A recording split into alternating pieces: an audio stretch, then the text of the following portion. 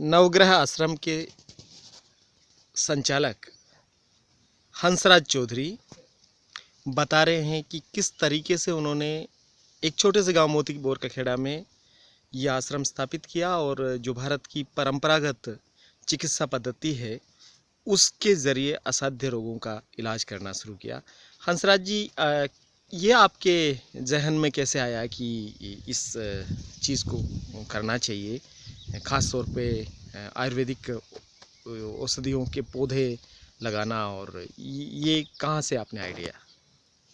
देखिए साहब, मूल बात तो ये कि ये सिद्धांत बहुत समय से प्रतिपादित है वेदों में कि मनुष्य वृक्षों की संतान है। इंसान जो है वो पेड़ पौधों की संतान है। वो किसी बंदर की या किसी डार्विन थ्योरी, इस थ्योरी से हमारा आयुर्वेद कतई वास्ता नहीं रखता है। ये बायो है यानी कि जैविक है, और मनुष्य भी बायो है यानी जैविक है। तो जैविक की चिकित्सा पद्धति आयुर्वेद में बहुत पुराने समय से, आयुर्वेद की 2-3 जो शाखाएं हैं उसमें वानस्पतिक चिकित्सा एक शाखा है, और वानस्पतिक चिकित्सा वनस्पतियों द्वारा की जाती है। अच्छा, मैं मूलतः ग्रामीण क्षेत्र का रहने वाला व्यक्ति हूँ, और गांव में पुराने समय में भी जैसे किसी व्यक्ति को सौंठ से, किसी भी पेड़ की किसी पत्ती से इलाज किया जाता था। हमारी दादी नानी भी ये नुस्खे जानती थी, और आयुर्वेद के ग्रंथों में तो ये भरमार लिखा पड़ा है। और चूँकि मैं कृषि विज्ञान का विद्यार्थी रहा हूँ और एक ईश्वरीय कृपा से एक बहुत बड़ा किसान भी हूँ, और कृषि विभाग में मैंने सेवाएं दी है। उसके बाद में VRS लेने के बाद में मुझे ये लगा कि इस क्षेत्र में ये कार्य किया जाना चाहिए। यही मेरा रुचि का विषय भी है और परोपकारी कार्य भी। तो आपके यहाँ आश्रम में कितने प्रकार के पौधे हैं? साहब, मेरे आश्रम पर मैं बहुत गौरव के साथ कह सकता हूँ, मैं आयुर्वेद का एक ऐसा अच्छा लड़का हूँ। अच्छा अपने आप के लिए शब्द का मैं ले रहा हूँ। 342 प्रकार के औषधीय पौधे, 342 टाइप ऑफ प्लांट स्पीसीज, प्रजातियां यहाँ आज की तारीख में नवग्रह आश्रम पर जीवित है और प्रफुल्लित है और चल रही। इनका किस तरह उपयोग करते हैं आप लोगों के हित में? लोगों के हित में इस नवग्रह आश्रम पर प्रत्येक रविवार को करीब 1000 के आसपास रोगी आते हैं। इसका सबसे बड़ा उदाहरण है श्वास रोग के लिए दमाबेल। दमाबेल के मात्र 5 पत्ते, रोगी को 1 पत्ता प्रतिदिन दिया जाता है, और उसको 6-7वें दिन दमा रोग से, श्वास रोग से मुक्ति मिलना प्रारंभ हो जाता है। और केवल 3 खुराक लेने मात्र से, यानी कि 3 माह में अस्थमा जड़ मूल से समाप्त हो जाता है, वो चाहे कितना ही पुराने से पुराना हो। दूसरा, जैसे गुड़मार, मैं इधर आपको दिखाना चाहूँगा। ये गुड़मार है। ये शुगर के पेशेंट जो है, सामान्य भाषा में जिसे हम आयुर्वेद में मधुमेह कहते हैं, शुगर की बीमारी के लिए इसके पत्ते, 2 पत्ते प्रातः खाना खाने के 45 मिनट पहले और 2 पत्ते रात्रि भोजन के 45 मिनट पहले मतलब आदमी लेता है, और उसका जो शुगर लेवल है वो धीरे धीरे बहुत तेजी से नीचे चला जाता है। अब जैसे इसी पौधे की बात कर लें, हीमोग्लोबिन जिनमें कम है, ये अब गुड़हल है, ये सभी जगह पाया जाता है। तो इस गुड़हल के पुष्प भी और इसके पत्ते भी हम रोगी को देते हैं, और उसको बता देते हैं, भैया ये पौधा आपके गांव में है, आपके विद्यालय में है या आपके नर्सरी में है। वो रोगी वहां से लेना शुरू कर देता है। तो ये वानस्पतिक चिकित्सा का है, और इससे बहुत ज़्यादा लाभ होता है। आपके आश्रम में जो कई प्रकार के जो पौधे हैं और दुर्लभ प्रकार की चीज़ों को आपने संजोया है यहाँ पर, और जिसके ज़रिए आप तकरीबन कितने समय से ये चिकित्सा कर रहे हैं, और क्या क्या रिजल्ट्स हैं इसके? विगत 3 वर्ष से यह वानस्पतिक चिकित्सा मैं कर रहा हूँ, और मेरा ज़्यादा जो ध्यान होता है वो वानस्पतिक चिकित्सा पे होता है, काष्ठ औषधियों पे कम होता है। यानी कि सूखी हुई जो औषधियाँ होती है वो काष्ठ औषधियाँ कहलाती है, और जो जीवित जो होती है वो वनस्पति चिकित्सा का भाग है। विगत 3 वर्ष से मैं ये कार्य कर रहा हूँ। किस किस तरह के रोगों का आप इलाज करते हैं? यहाँ मोटा मोटी मैं आपसे बताऊं कि कैंसर, श्वास, डायबिटीज़ यानी कि मधुमेह, साइटिका और बांझपन और पागलपन और कब्जी और सबसे बड़े कि माइग्रेन, मतलब ऐसी रोगी, ऐसे ऐसे रोग के जो जिनके लिए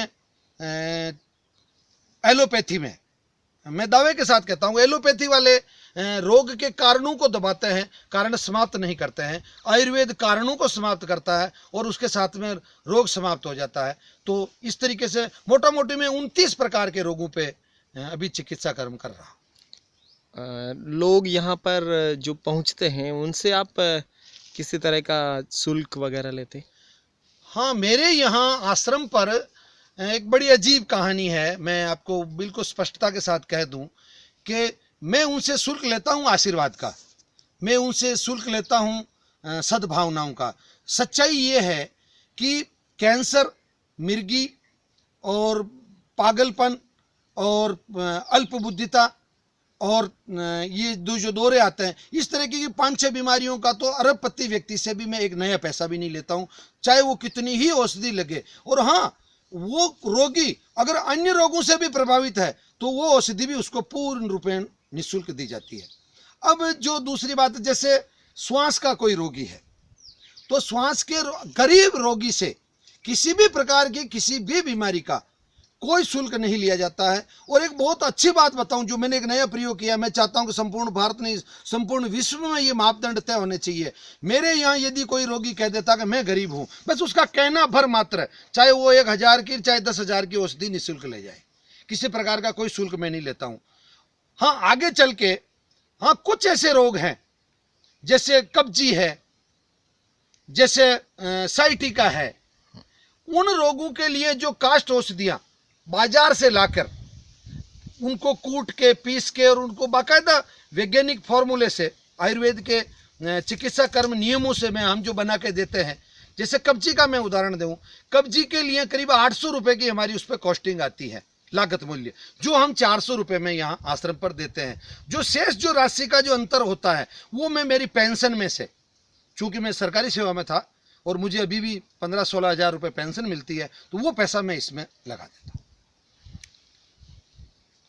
तो क्या आपका क्या संदेश है कि आज चूंकि बीमारियां बहुत फैल रही है और तरह तरह से लूट पाट एक मची हुई है, कई बार तो ये कहा जाता है कि बीमारियां बाद में आती है, उसकी दवाएं पहले मार्केट में आ जाती है।